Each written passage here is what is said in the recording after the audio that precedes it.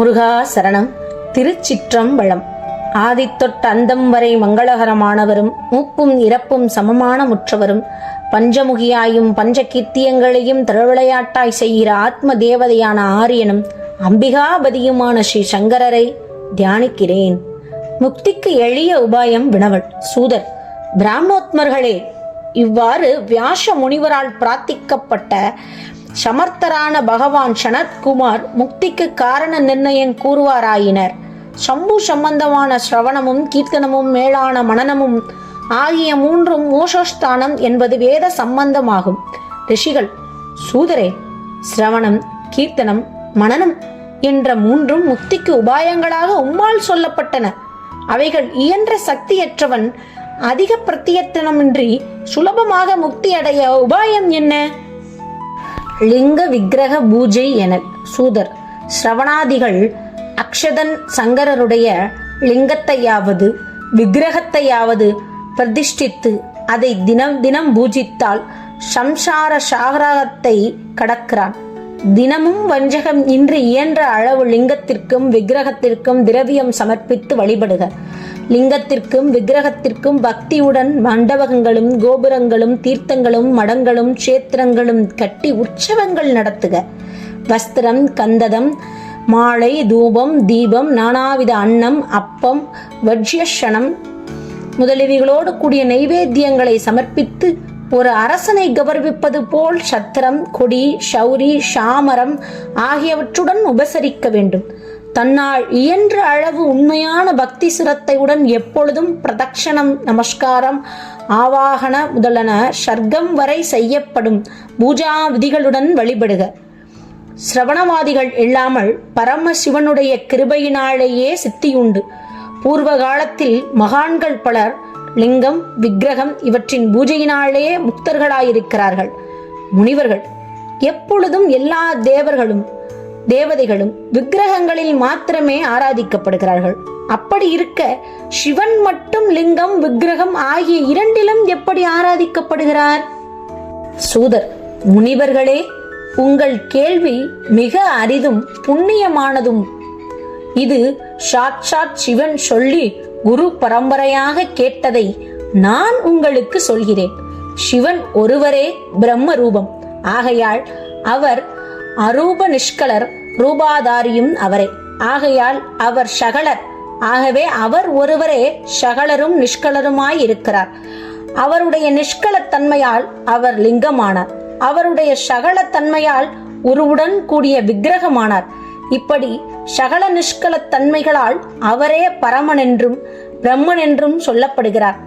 ஆகையால் அவர் எப்பொழுதும் லிங்கத்திலேயும் விக்கிரகத்திலேயும் ஜனங்களால் பூஜிக்கப்படுகிறார். அந்நிய தேவதைகளுக்கு பிரம்மத்துவம் இல்லை, நிஷ்கலத்துவம் இல்லை. அவர்கள் சகல மாத்திரர். ஆதலால் விக்கிரகங்களில் மட்டும் ஆராதிக்கப்படுகிறார்கள். சங்கரர் ஒருவரே பிரம்மம், மற்றவர்கள் ஜீவர்கள். ஏனெனில் சர்வ வேதாந்த சாரமான பிரணவத்தின் பொருள் அவரே ஆவார். முன்காலத்தில் மந்தரகிரியில் நந்திகேஸ்வரரை பிரம்மாவின் புத்திரரான சனத்குமார் என்று மகா புத்திமான் சிவனை தவிர வேறு தேவர்களை விக்கிரகங்கள் மூலமாய் மட்டும் எங்கும் எப்போதும் பூஜிப்பதை பார்த்தும் கேட்டும் இருக்கிறோம். சிவனை மட்டும் லிங்கமாயும் விக்கிரமாயும் ஆராதிப்பதை பார்க்கிறோம். இதன் காரணத்தை எனக்கு தெளிவாய் சொல்ல வேண்டும் என்று கேட்க, நந்திகேஸ்வரர்: உன் கேள்வி மிக மேன்மையானதும் ரகசியமான பிரம்ம பொருளை நாடினதுமாய் இருக்கிறது. நீ பக்தனானதால் சிவன் சொன்னபடியே உனக்கு சொல்கிறேன். பிரம்ம பொருள் சிவனே. ஆகையால் அவர் நிஷ்கலர். அதனாலேதான் வேதங்களில் அவருடைய லிங்க பூஜை விதிக்கப்பட்டது. அவரே சகலமும் ஆனபடியால் அவர் சகல நிஷ்கலராய் இருக்கிறார். அவருடைய சகல தன்மையால் விக்கிரக மூலமாயும் அவரை பூஜிக்கலாம். சிவனை தவிர இதர தெய்வங்கள் மற்றும் சகலமாகிய ஜீவர்களையால் அவர்களுக்கு வேதத்தில் விக்கிரகாராதனை மட்டுமே கூறப்பட்டுள்ளது. அத்தெய்வங்கள் அவை ஆர்ப்பிவித்ததற்கு பிறகே சகல ரூபம் பெறுகின்றனர். சிவனுக்கு மட்டும் லிங்கத்திலேயும் விக்கிரகத்திலேயும் வழிபாடுகள் விதிக்கப்பட்டுள்ளது. சனத்குமார்: மகாத்மாவே, தாங்கள் சிவனுக்கும் இதர தெய்வங்களுக்கும் உள்ள வேறுபாட்டை விளங்கி லிங்கோபாசனை பற்றியும் விக்கிரகாராதனை பற்றியும் கூறினீர்கள். ஆகவே லிங்கமாகவும் விக்கிரகமாகவும் உள்ள சிரேஷ்டமான தெய்வம் ஆகிறார். யோக கீந்தரே, லிங்கோத்பவரை பற்றி கேட்க மிக ஆவலாய் இருக்கிறேன். நந்திகேஸ்வரர், குழந்தாய், உள்ளபடி சொல்கிறேன் கேள். உன் காலத்தில் பிரம்மாவும் விஷ்ணுவும் லோக பிரசித்தமான ஒரு யுத்தம் உண்டாயிற்று. அவர்களுடைய கர்வத்தை பங்கம் பண்ணும் பொருட்டு யுத்த களத்திலே பரமேஸ்வரன் நிஷ்கல ஸ்தம்பமாய் தன் சொரூபத்தை வெளிப்படுத்தினார். அது முதல் ஈஸ்வரனுக்கு லிங்கம் நிஷ்கலக்குறியாகவும் விக்கிரகம் சகலக்குறியாகவும் ஏற்பட்டது. சிவனை தவிர ஏனைய தெய்வங்களுக்கு விக்கிரகம் மட்டுமே கற்பிக்கப்பட்டுள்ளன. அவ்விதர தெய்வங்களின் விக்கிரகம் ஒவ்வொன்றும் ஒரு குறிப்பிட்ட போகத்தை மட்டுமே அருளவல்ல மங்கள மூர்த்திகளாகும். ஆனால் சிவனது லிங்க ரூபமோ அல்லது விக்கிரக மூர்த்தியோ இரண்டுமே போகத்தையும் மோட்சத்தையும் அருளவல்லதாகும். பிரம்ம விஷ்ணுக்களின் யுத்தம். நந்திகேஸ்வரர் வாக்கியம். முன்னொரு காலத்தில் பரம ஐஸ்வர்ய பொருந்தினவராம் விஷ்ணு தன் பரிவாரங்களால் சூழப்பட்ட ஆதிசேஷயனத்தில் நித்திரையில் இருந்தார். எதேர்ச்சியாய் அங்கு வந்த பிரம்ம வித்துக்களில் சிரேஷ்டரான பிரம்மா படுத்து கொண்டிருந்த பேரழகனாம் கமலக்கண்ணனை பார்த்து, நீ யார்? என்னை கண்டுங்கூட கர்வமுடைய புருஷன் போல் படுத்திருக்கிறாய். பிள்ளாய், எழுந்திரு. இங்கு வந்த உன் இறைவனாம் என்னை பார். தன்னிடம் வந்த பூஜ்யரான குருவை கண்டும் எவன் கர்வினதாய் நடப்பானோ அவன் துரோகி. அம்மூடனுக்கு பிராய்ச்சித்தம் விதிக்கப்பட்டிருக்கிறது என்றார். இவ்வார்த்தைகளை கேட்டு கோபம் கொண்டு வெளியில் சாந்தன் போல் விஷ்ணு, குழந்தாய், வா வா, இவ்வாசனத்தில் உட்கார். ஏன் மனம் கலங்கினார் போன்று உன் முகம் பார்வையும் மாறியிருக்கிறது என்றார். அதற்கு பிரம்மா, குழந்தாய் விஷ்ணுவே, கால வேகத்தால் உனக்கின் பெருமை எய்தியது. ஜகத்துக்கு பிதாமகனும் உன் ரக்ஷகனும் ஆவேன் நான் என்றுரைக்க, அதன் மேல் விஷ்ணு, பிள்ளாய், இந்த ஜகத்துக்கு என்னுள் இருக்கிறது. என் நாபிக் கமலத்தில் உண்டான புத்திரன் நீ. திருடனை போல் நீயும் ஏதோ எண்ணிக்கொண்டு வீணே பேசுகிறாய் என்றார். நந்திகேஸ்வரர், இப்படி கர்விகளான பேதைகள் மேல் மேலும் நான் தான் சிரேஷ்டன், நீ இல்லை, நானே பிரபு, நானே பிரபு என்று விவாதம் மேலிட்டு ஒருவரை ஒருவர் கொல்ல நினைத்து சண்டை ஆரம்பித்தார்கள். பிரம்மா ஹம்சாரூடராகியும் விஷ்ணு கருடாரூடராகியும் யுத்த வீரர் இருவரும் போர் புரிந்தார்கள். இந்த கோர யுத்தத்தை பார்க்க தேவகணங்கள் யாவரும் தங்கள் தங்கள் விமானங்களில் ஏறிக்கொண்டு வந்தார்கள். ஆகாயத்தினின்றும் போர்க்களத்தில் மலர் மாலைகளை பொழிந்தார்கள். கருடாரூடரான விஷ்ணு மிக கோபம் கொண்டு பிரம்மாவின் மார்பில் குரூரமான பல அம்புகளை எய்தார். ஆஹா, என்ன ஆச்சரியம் என்ற அதி துக்கத்துடன் தேவகணங்கள் மயங்கினார்கள். மதிமிகுந்த விஷ்ணு நொந்து பெருமூச்சு விட்டு மிக கோபத்தோடு பிரம்மாவின் மார்பில் மகேஸ்வராஸ்திரத்தை செலுத்தினார். உடனே லோகங்களை வருந்த செய்த பிரம்மாவும் மிக கோபத்தோடு விஷ்ணுவின் மார்பில் பாசுபதாஸ்திரத்தை விடுத்தார். ஆகாயத்தில் ஒருமித்து அநேக ஆயிரம் சூரியர் போலும் அதிபயங்கரமான ஐரமுகம் பிரசண்ட மாருதம் போலும் பிரம்ம விஷ்ணுக்களின் அஸ்திரங்கள் ஒன்றை ஒன்று எதிர்க்க அவர்களுக்குள் யுத்தம் வலுத்தது.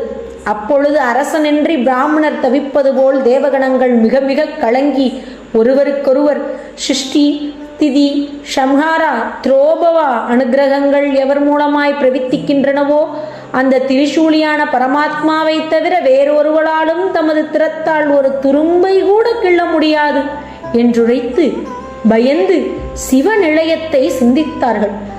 பரமசிவன் உறையும் கைலாசகிரியை அடைந்து அங்கே பரம ஐஸ்வர்யத்தை கண்டு அவர்கள் மிகவும் சந்தோஷத்துடன் பிரணவ ரூபிணியான கணேசனை வணங்கினார்கள். பிறகு உள்ளே போய் பெரிய சபா மண்டபத்தில் ரத்தின பீடத்தில் வலதுகால் மேல் இடதுகாலை போட்டு அதன் பேரில் தாமரை போன்ற கையை வைத்து உட்கார்ந்து தன் கணங்களால் சூழப்பட்டு சர்வ லட்சணங்களோடு கூடி உமையோடு விளங்கும் மகேசனை கண்டார்கள். இங்கிதர்களான தேவஸ்ரீகள் உமைக்கு விசிறவும் வேதங்கள் ஓயாமல் தயாமூர்த்தியான ஈஸ்வரனை துதிக்கவும் கண்டு தேவர்கள் ஆனந்த பாஷ்பத்துடன் தூரத்தில் இருந்தபடியே தேவனை நமஸ்கரித்தார்கள். பசுபதியும் அவர்களை பார்த்து தன் சமீபத்தில் வரவழைத்து சகல தேவமான சிகாமணியான மகாதேவன் அத்தேவர்களை உற்சாகப்படுத்தி அர்த்தம் நிறைந்த மங்களகரமானதுமான மதுர வாக்குரைத்தார். தேஜோலிங்க தோற்றமும் ஈஷ தரிசனமும் விஷ்ணுவுக்கருளலும். மகாதேவர், குழந்தாய்கள் சுபமஸ்து. என் நங்கைகளால் ஜகத்தும் தேவ சங்கதிகள் தங்கள் தங்கள் கட்டுப்பாடுகளில் இருக்கின்றார்களா? தேவர்களே, பிரம்ம விஷ்ணுக்களின் யுத்தம் என்னால் முன்னமே அறியப்பட்டது. தற்சமயம் உங்கள் மனக்கலக்கத்தை உத்தேசித்து நான் விஷயத்தை திரும்ப கேட்க நேர்ந்தது என்று சிவன் புன் சுரிப்புடன் மெதுவாய் சொல்லி அம்பிகாபதியாம் சிவன் தேவ சமூகத்தை மிகவும் சந்தோஷிப்பித்தார். பிறகு பிரம்ம விஷ்ணுக்களின் யுத்தக்களத்திற்கு போக அவர்களின் ஆதீஸ்வரர் தன் கணத்தலைவர்கள் 100 பேரை சபையிலே அஞ்ஞாகிப்பித்தார். பரமசிவன் புறப்படும் சமயம் பல வாத்தியங்கள் கோஷித்தன. கணநாயக்கர்களும் அலங்கரிக்கப்பட்ட வாகனங்களுடன் சித்தமாய் இருந்தார்கள். அம்பிகாபதியான ஈஸ்வரனும் பிரணவமே உருவாய் 5 மண்டலங்களுக்கும் அடங்கிய ஒரு சிங்கார ரதத்தில் ஏறினார். குமாரகணங்களோடு இந்திராதி சகல தேவர்களும் பின் சென்றார்கள். சங்கீத வாத்தியங்கள் முழங்க, நாட்டிய வர்க்கங்கள் ஆட, தன் படைகளால் சூழப்பெற்ற பசுபதி தேவி சமேதராய் போர்க்களம் சேர்ந்தார். அவர்களுடைய யுத்த சாமர்த்தியத்தை பார்க்க வேண்டி மேகங்களில் மறைந்து நின்று வாத்தியங்களை நிறுத்தி கணங்களை சத்தம் போடாமல் இருத்தினார். அப்பொழுது பிரம்ம விஷ்ணுக்கள் ஒருவரை ஒருவர் கொல்ல நினைத்து மகேஸ்வர பாசுபதாஸ்திரங்களை தொடுக்க ஜுவாலைகளால் திரிலோகமும் தகிக்கப்பட்டதை பார்த்து அகாலத்தில் பிரளயம் உண்டாய்விடுமோ என்று நிஷ்கலரான ஈஸ்வரன் அவர்கள் மத்தியில் மிகப்பெரிய பயங்கர அக்னி ஸ்தம்பமாக ஆர்விப்பித்தார். அப்போது ஜொலிக்கவே அவர்களின் அஸ்திரங்கள் லோகங்களை சங்கரிப்பவையாக போதிலும் ஒரு க்ஷணத்தில் ஓய்ந்துவிட்டன. அவை சாந்தமான இந்த விசித்திர சம்பவத்தை கண்டு, ஓ, இதென்ன அற்புத ரூபம் என்று ஒருவருக்கொருவர் சொல்லி, இந்திரியங்களுக்கு எட்டாத இது என்ன அக்னிமயமாய் உண்டாயிருக்கிறதே, இதன் அடிமுடிகளை நாம் கண்டுபிடிக்கலாம் என்று இருவரும் தீர்மானித்து சூரத்தன்மையில் அபிமானம் கொண்ட 2 வீரர்களும் ஒன்று கூடி அதை சோதிக்க விரைந்து தொடங்கினார்கள். நாம் கலந்து யோசித்த மாத்திரத்தில் காரியம் நடைபெறாது என்று சொல்லிவிட்டு மகாவிஷ்ணு வராக ரூபம் கொண்டு அடியை நோக்கியும் பிரம்மதேவன் ஹம்சரூபம் கொண்டு முடியை நோக்கியும் சென்றார்கள். ஹரி பாதாளம் வரை புலந்து சென்றும் கூட தேஜஸோடு கூடிய அக்னி ஸ்தம்பத்தின் ஆதியை காண முடியவில்லை. வராக வடிவம் கொண்ட ஹரி களைத்து போய் பழைய யுத்தக்களத்திற்கு திரும்பிவிட்டார். பின் பிதாவான பிரம்மா ஆகாயத்தின் மார்க்கத்தில் பறந்து போக வெறு உயரத்தில் ஒரு வினோதமான தாழம்பூ விழுவதைக் கண்டார். அப்புஷ்பம் மிக வாசனையாய் வாடாமல் வெகு வருஷங்களாக கீழே விழுந்து கொண்டு வந்தது. பிரம்ம விஷ்ணுக்களாகிய இருவரும் ஏற்பட்ட யுத்த சம்பவத்தை கவனித்த பகவானான பரமேஸ்வரர் பரிகாசத்தோடு தன் தலையை சிறிது அசைத்ததனால் அவர்களுக்கு அருள விழுந்து கொண்டிருக்கும் மேன்மையான தாழம்பூவை பார்த்து, பிரம்மா, ஏ புஷ்போத்மமே, ஏ புஷ்பராஜா, நீ ஏன் விழுகிறாய்? யாரால் சூடப்பட்டிருந்தாய் என்று வினவ, புஷ்பம், சகலத்திற்கும் ஆதியும் அளவிடக்கூடாததுமான இந்த ஸ்தம்பத்திலிருந்து வெகு காலமாய் விழுந்து கொண்டே இருக்கிறேன். அதன் முடிவு எனக்கு தெரியவில்லை. ஆகையால் அதன் சிரசை கண்டுபிடிக்கும் ஆவலை விட்டுவிடு என்றது. பிரம்மா அதன் சேவையின் பொருட்டு ஹம்சரூபம் கொண்டு நான் இங்கே வந்தேன். ஏ மித்ரா, என் கோரிக்கை இனிமேல் உன்னால் தான் நிறைவேற வேண்டும். விஷ்ணுவின் முன்னே பிரம்மாவினால் இந்த ஸ்தம்பத்தின் கோடி காணப்பட்டது. அச்சுத்த அதற்கு நானே சாட்சி என்று நீ என்னோடு கூட உரைக்க வேண்டும் என்று சொல்லி அங்கே கேதக புஷ்பத்தை விழுந்து விழுந்து நமஸ்கரித்தார். மேலும் ஆபத்து காலத்தில் அசத்தியங்கூட சத்தியமாக கொண்டாடப்படுவது தர்மமே என்று சொன்னார். முன்னிருந்த இடத்திற்கு வந்ததும் அங்கே களைத்து துக்கித்து அச்சுதனை கண்டு பிரம்மா ஆதி சந்தோஷத்தோடு கூட குதித்தாடி, ஹரியே, இந்த ஸ்தம்பத்தின் கோடியை நான் கண்டேன். அதற்கு சாட்சி இந்த தாழம்பூ என்று துக்ஷித்த தகுந்த வாதிக்க முடியாத வார்த்தைகளை வெகு சத்தியம் போல் உரைத்தார். கூடவே அக்கேதகதியும் பிரம்மாவின் பொய் வார்த்தைகளையே அப்படிதான் என்று அவர் முன்னிலையில் சாதிக்கவே ஹரியும் அதை சத்தியம் என்று நம்பி பிரம்மாவை நமஸ்கரித்து ஷோடசோபர சாரங்கொண்டு பூஜை செய்தார். உடனே அந்த அயோக்கியனான பிரம்மாவை கண்டிக்க அக்னிலிங்கத்தினின்று ஈஸ்வரன் உருவம் கொண்டு வெளிவந்தார். அப்படி வந்த பிரபுவை கண்டதும் உடல் நடுங்கி தன் கைகளால் அவர் பாதங்களை பிடித்து கொண்டு, ஆதியந்தமில்லாத உங்கள் ஐஸ்வர்யத்தை நாங்கள் அளவிட முயன்றது மூடத்தன்மைகள். நீங்கள் பரமகருமூர்த்தியாகையால் எங்கள் கிருபை கூற வேண்டும். ஏதோ விளையாட்டாக செய்யப்பட்ட இப்பாவத்தால் தீண்டப்பட்ட எங்களை பொறுத்து காக்க வேண்டும் என்றார். ஈஸ்வரன், குழந்தாய் ஹரியே, பிரபுத்துவத்தில் ஆசை கொண்டும் கூட நீ சத்தியமே பேசினாய். ஆகையால் ஜன சமூகத்தில் உனக்கு எனது நற்கௌரவம் உண்டாகட்டும். இனிமேல் உனக்கு தனியாக கஷேத்திர பிரதிஷ்டை செய்து ஆராதனை உற்சவாதிகளும் நடக்கட்டும் என்றுரைத்து சத்திய சந்திரனான ஹரிக்கு தனக்கு சமமான பதவியை அன்பினால் அளித்தார். பிரம்ம கேதகிகளுக்கு அருளல். மகாதேவன் இதன் பிறகு பிரம்மாவின் கர்வத்தை ஒடுக்க வேண்டி தன் புருவ மத்தியினின்று பைரவன் என்னும் ஒரு பயங்கரமான புருஷனை வெளிப்படுத்தினார். அவன் வெளிவந்த உடனேயே பரமசிவனை வணங்கி, பிரபு, நான் என்ன செய்ய வேண்டும் என்று எனக்கு உத்தரவிட பிரார்த்திக்கிறேன் என்றான். சிவன், குழந்தாய், அதோ அந்த பிரம்மா ஸ்ரீயம் பிரபுவாம், ஜெகன்மூலனாம், அவனை உன் கூர்மையான கத்தியால் அர்ச்சனை செய் என்ற உடனேயே கர்வங்கொண்டு பொய் பேசிய பிரம்மாவின் 5வது தலையை பைரவன் ஒரு கையால் பிடித்து வெட்டி மற்றொரு தலைகளையும் அறுக்க தன் கை கத்தியை ஆவேசத்தோடு வீச, ஆபரணம், மாலை, உத்தைரியும் மயிர் இவைகளோடு உன் சனத்குமாரர் பிதாவின் தலையை வெட்டுண்டு வாழை மரம் போன்றும் கொடி போன்றும் சாய்ந்து பைரவனுடைய பாத கமலத்தில் விழுந்தது. குழந்தாய், தயை பொருந்திய அச்சுதர் அதை பார்த்து கண்ணீர் சொரித்து கை கூப்பிட்டு கொண்டு வார்த்தை இழக தந்தையிடம் சிசு மலலை போல் பேசுவது போல், ஈஷா, முற்காலத்தில் நீரே அவனுக்கு அடையாளமாக வேண்டுமென்று 5 தலைகளை கொடுத்தீர். ஆகையால் பிரம்மாவை சமித்து ஆட்கொள்ள வேண்டும், இவனிடம் கிருபை கூற வேண்டும் என்று தேவர்களின் மத்தியில் பிரார்த்திக்க ஈசன் சந்தோஷித்து பைரவனை தடுத்தார். அதன்பின் மகாதேவன் தலை போன துரோகியான பிரம்மாவை பார்த்து, பிரம்மனே, நீ கௌரவத்திற்கு ஆசைப்பட்டு மகாவஞ்சகனானாய். இனிமேல் உனக்கு உலகத்தில் கோயில், பூஜை, உற்சவாதி கிடையாது என்றார். பிரம்மா, சுவாமி, கிருபை கூறுங்கள். எனது சிரச்சேதம் மகா கருணையின் பிரசாதமே என்றெண்ணுகிறேன் பகவானே. பந்துவே, ஆதி மூலமே, தோஷங்களை சனிக்கின்றவரே, சம்புவே, கிரியை வெள்ளாக கொண்டவரே, உங்களுக்கு வந்தனம் என்று துதிக்கவே ஈஸ்வரன், ஜகம் முழுவதும் ராஜாவின்றி பயந்து அழுகின்றது. ஆகையால் உன் துர்மார்க்கத்தை விட்டு குழந்தாய் லோகபாரத்தை வகிப்பாயாக. மேலும் உனக்கு துர்லாபமான வரங்கொடுக்கிறேன், அதை பெற்றுக்கொள். அதாவது ஔபாசன, அக்னிஹோத்திரம் முதலிய கிருத்தியங்களிலும் யஞ்ஞாதிகளிலும் நீயே குருவாகுக.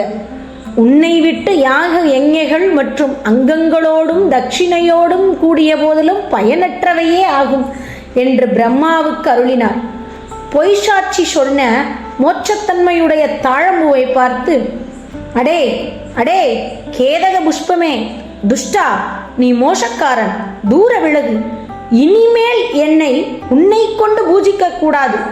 உன் பேரில் இனி எனக்கு பிரியமில்லை என்றார். அதை கேட்டு மற்ற தேவர்களும் அந்த பூவிடமிருந்து விலகிவிட்டார்கள். தாழம்பு, நாதரே, தங்களுக்கு வந்தனம். தங்கள் அங்கையால் என் ஜன்மமே வீணாகிவிடும் சுவாமி. அதை பயன்படுத்த வேண்டும், என் அபாரதத்தை சமிக்க வேண்டும் என்றும், தர்ம ரீதியாக தெரிந்தோ தெரியாமலோ செய்த பாவம் தங்களை நினைத்த மாத்திரத்தில் நசிக்கும். தங்களை தரிசித்த பிறகும் கூட பொய் பேசின தோஷம் எப்படி நசிக்காதிருக்கும் என்று கேதகம் சபையில் சுதித்ததன் பேரில், பகவான், இனி உன்னை நான் தரிக்க முடியாது. என் வாக்கு சத்தியந்தான். உலக நாயகனாம் என்னை சார்ந்தவர்கள் உன்னை தரிக்கட்டும். உன் ஜென்மம் அதனால் பயன்பட்டதாகும். என் விமான அலங்காரமாக நீ என் மேல் இருக்கலாம் என்றும் கேதகத்திற்கு அனுகிரகித்தார். சகல தேவர்களும் சூழப்பட்ட பிரம்மாவும் மாதவரும் சபையின் மத்தியில் இருந்தனர். சிவபூஜை புரிதலும் சிவபோதனையும் நந்திகேஸ்வரர் வாக்கியம். இவ்வாறு பிரம்மாவும் விஷ்ணுவும் மகாதேவனை வணங்கி கைகூப்பி அவரது இருபுறமும் மௌனமாய் நின்றிருந்தார்கள். பிறகு ஆதிதேவரை குடும்பத்தோடு ஒரு மேலான ஆசனத்தில் இருத்தி அவர்களை வெகு சந்தோஷமாய் பவித்திர புஷ்பங்களாலும் இன்னும் பல பௌருஷ திரவியங்களாலும் பூஜித்தார்கள். ஹாரம், கங்கணம், கேயூரம், கிரீடம், மணிகுண்டலம், யஞசூத்திரம், அங்கவஸ்திரம், புஷ்பமாலை, பட்டு, மோதிரம், புஷ்பம், தாம்பூலம், கற்பூரம், சந்தனம், அகரு, தூபம், தீபம், வெள்ளிக்குடை, விசிறி, துவஜம், சாமரம் முதலிய வாக்கு மனதிற்கு எட்டாதனவும் பிரபுவுக்கே தகுந்தனவும் மற்ற ஜீவர்களால் அடைய முடியாததுமான அநேக வினோத வஸ்துக்களால் பிரம்ம விஷ்ணுக்கள் ஈஸ்வரனை ஆராதித்தார்கள். அந்த திரவியங்களெல்லாம் ஈஸ்வரன் அதிசந்தோஷத்துடன் சபையோர் தராதரத்திற்கு தக்கப்படி கொடுத்தார். அவற்றை பெற்றுக்கொள்ளல் மிகவும் கோலாகலம் உண்டாயிற்று. முன் பிரம்ம விஷ்ணுக்களால் ஆராதிக்கப்பட்ட சங்கரர் அப்பொழுதே அவர்களால் பக்தியால் பிரீதியடைந்து வணங்கிய அவ்விருவரையும் நோக்கி புன்சிரிப்புடன், குழந்தைகளே, இந்த மகாதினத்தில் உங்கள் பூஜையால் மிகவும் சந்தோஷித்தோம். இது முதல் இந்நாள் சிரேஷ்டமாய் புண்ணிய தினமாகட்டும். இது எனக்கு பிரியத்தை கொடுக்கும் சிவராத்திரி என்று விளங்கட்டும். இந்த சுப தினத்தில் லிங்க பூஜை அல்லது என் மூர்த்தி பூஜை செய்வோன் ஜெகத் திருஷ்டி ஸ்திதி முதலான காரியங்கள் செய்பவனாவான். சிவராத்திரி என்று ராத்திரியும் பகலும் நிராகாரனாய் ஜிதேந்திரனாய் கபடமற்று கிரமப்படி தன் சக்திக்கேற்றபடி என்னை ஆராதிக்க வேண்டும். ஒரு வருஷம் முழுவதும் தவறாமல் என்னை அர்ச்சித்த பலன் இந்த ஒரு பூஜையினாலேயே கிடைக்கும். சந்திரகையின் காலம் எப்படி சமுத்திரத்தை பொங்குவிக்கிறதோ அப்படியே இந்த காலமும் என் தர்மங்களை விருத்தி செய்யும். என் பிரதிஷ்டைக்கும் சுப உற்சவாதிகளுக்கும் நான் ஆதியில் ஸ்தம்பகரமாய் உற்சவித்த சமயம் தகுந்தது. அது மார்கழி மாதத்தில் ஆருத்ரை கூடிய சுபதினமாகும். அன்று உமா சமேதனமா என் லிங்கத்தை என் மூர்த்தியையோ தரிசிப்பவர்கள் எனக்கு குகனை காட்டிலும் பிரியமானவர்கள். அந்த சுபதினத்தில் என் தரிசனமே போதும். என் ஆராதனையோ சொல்ல முடியாத அதிக பலத்தை கொடுக்கும். உங்கள் போர்க்களத்தில் நான் லிங்க ரூபியாய் வெளிப்பட்ட தகைமையாதாம் இவ்விடம் லிங்கஸ்தானமாம் புண்ணிய கஷேத்திரமாயிற்று. ஆதியந்தமில்லா இந்த ஸ்தம்பம் எல்லோரது தரிசன பூஜைகளுக்கும் தக்கப்படி அணுமாத்திரமாய் விடும். இந்த லிங்கம் எனக்கு போகஸ்தானம், பிறருக்கு சம்பத்து மோட்சங்களுக்கு சதானமும் ஆகும். அதை தடுக்கவே நான் இந்த யுத்த பூமியில் ஆர்விப்பித்தேன். நீங்கள் அபிமானத்தை விட்டு ஈசனான என்னை பாராட்ட வேண்டும். என் இஷ்டத்தாலேதான் உலகங்களில் சர்வமும் பிரகாசிக்கின்றன. இதை சத்குருவின் வாக்கு அறிவிக்கும். அதனால்தான் பிரமாணமாம் உங்கள் பால் உள்ள பிரியத்தால் நானே இந்த மறைபொருளாம் பிரம்ம தத்துவத்தை திரும்ப திரும்ப சொல்கிறேன். நானே பரபிரம்மம், சகலம் என் சொரூபமே. பிரம்மத்தன்மையால் ஈசனும் நானாகிறேன். அனுக்கிரகாதிகள் என் காரியங்கள். பிரம்மகேசவர்களே பெரிதும் நிரம்பியதும் ஆனபடியால் நான் பிரம்மமாகவே விளங்குகிறேன். குழந்தைகளே, எங்கும் சமமாயும் வியாபகமாயும் இருக்கிறபடியால் நான் ஆத்மா. ஆனத்மாக்களான மற்ற எல்லா ஜீவர்களே, சந்தேகமில்லை, அனுக்கிரகாதி சிருஷ்டி பரிந்தயம் உள்ள 5 வித காரியங்களுக்கும் எப்பொழுதும் ஈசனாம் என்பதே ஆகும், மற்ற எவரதும் அல்ல.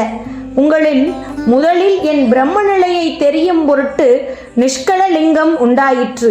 அதன் பிறகு உங்களுக்கு இதுவரை தெரியாத என் ஈஸ்வர நிலையை விளக்கும் பொருட்டு அதிலிருந்த க்ஷணத்தில் நான் ஈஸ்வரனாக முன்வந்தேன். இப்பொழுது எனது சகல சுத்தியான ஈஸ்வர தன்மையை தெரிந்து கொள்ளுங்கள். என் பிரம்மத்துவத்தை காட்டும் இந்த நிஷ்கலல் ஸ்தம்பம் லிங்க லட்சணங்களோடு கூடியபடியால் என் லிங்க வடிவாகவும் ஸ்தப்புத்திரர்களாகவே நீங்கள் இருவரும் இதை எப்போதும் ஆராதியுங்கள். இதுவே நான், இதுவே என் சொரூபத்தை அடையும் உபாயம். குறிப்பிட்ட வஸ்துவும் அதன் குறியும் அபேதமானவை. ஆகையால் இதுவே எப்பொழுதும் ஆதரவுடன் பூஜிக்கத்தக்கது. இதுபோல் யாராலேனும் எங்கேயும் பிரதிஷ்டிக்கப்பட்டால் வேறு ஆசிரியமற்ற நான் அங்கேயே ஸ்தாபிக்கப்படுவேன். எனக்கு சமமானதால் ஒரு லிங்கம் ஸ்தாபித்தால் வரும் பயன் இரண்டாவது லிங்கம் ஸ்தாபித்து விட்டாலே என்னுடன் ஐக்கியமானதால பலனாகும். எனக்கு முக்கியம் லிங்கஸ்தாபனமே. என் பிம்பம் கௌணவம். லிங்கம் மட்டுமன்றி பிம்பத்தோடு கூடி விளங்குவதே கஷேத்திரமாகாது என்றார். பஞ்சகீர்த்திய லட்சணமும் மந்திரோபதேசமும். பிரம்ம விஷ்ணுக்கள், பிரபு, சிருஷ்டி முதலான பஞ்சகீர்த்தியங்களின் லட்சணத்தை எனக்கு சொல்ல வேண்டும் என்று கேட்க, சிவபிரான், என் கிருத்தியங்களை அறிவித்தல் இரகசிய காரியமா? ஆனாலும் கருணையால் உங்களுக்கு கூறுகிறேன். பிரம்ம அச்சுதர்களே, சிருஷ்டி, திதி, சம்ஹாரம், திரோபவம், அனுக்கிரகம் ஆகிய ஐந்தும் ஜகத்காரியங்களுக்கும் எனக்கு எப்போதும் இருப்பவை. அவற்றில் சிருஷ்டி என்பது சம்சார ஆரம்பம். அதன் நிலையே ஸ்திதி எனப்படும். அதன் ஒடுக்கம் சம்ஹாரம் எனப்படும். அதை குழப்புவது திரோபாவம். அதன் விடுதலை அனுக்கிரகம். இவை என் 5 வித கிருத்தியங்களாகும். இந்த கிருத்தியங்களை பிறர் வகிப்பது பொய். கோபுர பிம்பம் கோபுரம் தாங்குவது போல சம்சாரத்தை வெளிப்படுத்தும் முதல் 4 கிருத்தியங்களும் 5ஆவதான மோஷகோஷபாயமும் என்னிடத்தில் ஸ்திரமாய் எப்பொழுதும் இருப்பவை. என்னை சார்ந்தவர்கள் இவை பஞ்சபூதங்களில் காணப்படுகின்றன. அவை பூமியில் சிருஷ்டி, தோயத்தில் ஸ்திதி, அக்னியில் சம்ஹாரம், வாயுவில் திரோபவம், அப்படியே ஆகாயத்தில் இங்கேயே அனுக்கிரகமும் சர்வமும் பூமியினால் உண்டு பண்ணப்பட்டு ஜலத்தால் விருத்தியடைந்து அக்னியால் அழிக்கப்பட்டு வாயுவால் தள்ளப்பட்டு ஆகாயத்தால் அனுகிரகிக்கப்படுகிறது என மகான்கள் அறிவர். இந்த 5 வித காரியங்களை கொண்டு செலுத்த எனக்கு 5 முகங்கள் உண்டு.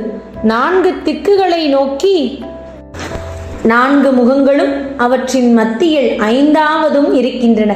புத்திரர்களே, உங்கள் தவத்தால் 2 வித கிருத்தியங்கள், அதாவது பிரியமானவிகளில் எல்லாம் அதிக பிரியமான சிருஷ்டி, ஸ்திதி என்ற வாக்கியங்கள் என்னிடம் இருந்து அடையப்பட்டன. அப்படியே மேலான மற்றவை 2ம் ருத்ரசேஷ்டங்களால் அடையப்பட்டன. 5ஆவதான அனுக்கிரக கிருத்தியை அடைய வேறு எவருக்கும் திறமில்லை. பூர்வம் நடந்த அனைத்தையும் நீங்கள் மறந்து விட்டீர்கள். ருத்ர மகேஷர்கள் அப்படி மறக்கவில்லை. குழந்தாய்கள் ரூபம், வேஷம், காரியம், வாகனம், ஆசனம், ஆயுதம் முதலியன எனக்கு சமமான அடைய வேண்டி முயன்று அடைந்தும் என் ஞானம் இருந்திருந்தால் மகேஷனை போல் இவ்வபிமானம் மற்றிருப்பீர்கள்.